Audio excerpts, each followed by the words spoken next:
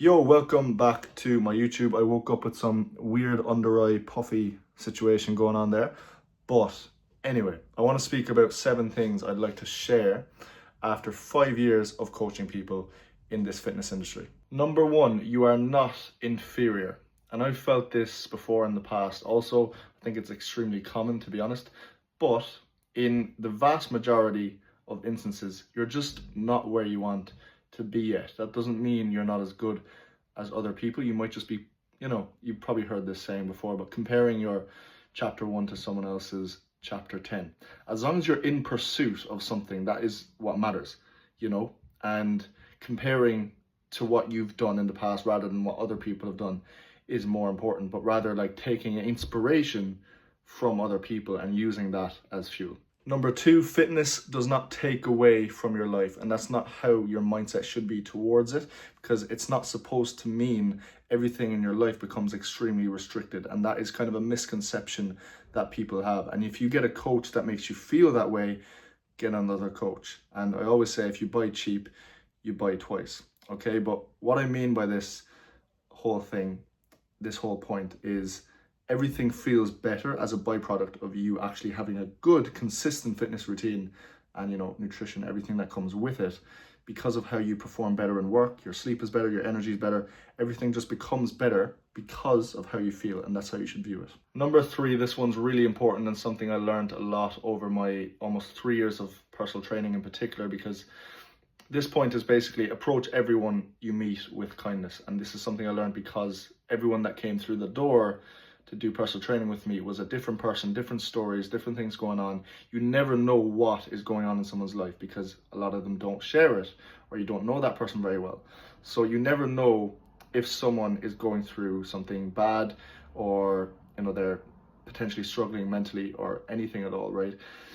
Unless someone you meet is genuinely just not a nice person, I understand you will not want to give them good energy in that case. But for the vast majority of cases, people are nice. Approach them with kindness, and just, you never know how much of an impact you can have on someone's day by literally just being nice or saying something that might compliment them, and they'll feel much better because of it. Number four, social media. Do not believe everything you hear. Fake posts, highlight reels, these are not a reflection of everyone's life, and you shouldn't be comparing to, like I said in one of my previous points, someone's chapter 20, and they might come across as if they're doing really well, when often they're actually not, and they're just promoting every single positive highlight on their social media page, which makes you feel like, oh, I'm not doing enough. But in reality, you should just be thinking about your own journey and not looking at all these people on social media and living kind of a fake life online.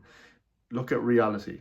And if you are on social media yourself and trying to build yourself online, be as personable as you can and focus on building a personal brand that's honest and transparent. And unfollow anyone who does not give you positive energy when you are scrolling through their posts. That's also important. Number five, take more time to yourself. This is something I started being a bit more proactive with maybe a couple of years ago. I had my first solo trip in 2023, summer 2023, which was actually exactly this time 2 years ago, in fact.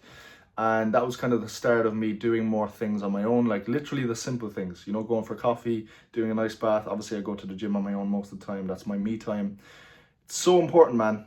A lot of people underestimate that, and more quality time with yourself teaches you to enjoy your own company that bit better and just become a little bit more in tune about, I know this sounds a bit deep, but more in tune with who you are and spend more time with your thoughts. I think that's extremely healthy and something you should do as much as you can. And just to elaborate on that point, I think it will massively benefit you in future years if you are able to enjoy your own company in younger years, because you will never have that dependency on other people to have a good time or have that comfort or a little bit of happiness that you might not even realize until you're older because you haven't done that work on being on your own, Number six, do things you do not want to do. I'm not going to say what I have booked for 2026, but it's something I do not want to do, but I know is going to benefit me massively. Getting out of your comfort zone. It's literally one of the only ways to grow and increase your self-confidence, because on the other side of that, because you're scared of it, is something good. And even if I go back to when I was extremely shy. I'm a naturally shy person, introverted person. When I go back to doing my personal training course, something as simple as like volunteering to teach the classes and stuff like that, which would have been extremely scary for me, now would feel like second nature if I was to do it again, because I've done it so many times now. And that just started by an actionable step of actually doing it. So it's more about not thinking about the actual thing, but just doing the thing that you're uncomfortable with, and you come out the other side like much better off. And before I go into number 7, which I do think is actually probably the best point, please like and subscribe if you have watched this far. I'd really appreciate it, because my small channel needs it in order to grow. Thank you. So the 7th and final point, which as I said, I think is a really good one, try not to stress the small things. But let me explain this a bit further, okay? If a minor inconvenience happens, a lot of people go straight into a negative mindset and think it's the end of the world, right? And I can blame myself for that as well a few years ago, until I kind of adopted this mindset of asking yourself, will this matter next year, next month, next week, maybe even tomorrow, okay?